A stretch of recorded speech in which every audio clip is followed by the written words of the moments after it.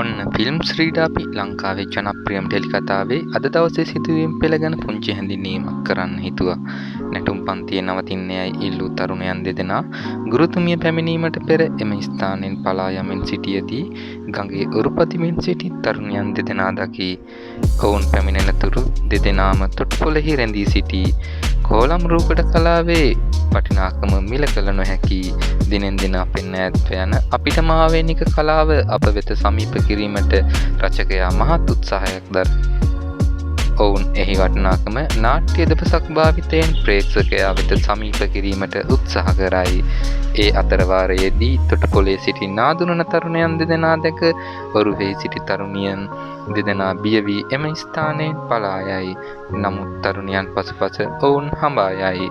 මේ වගේ වැදගත් වීඩියෝ දිනපතා නැරඹීමට මේ දැන්ම අපිව සබ්ස්ක්‍රයිබ් කරන්න.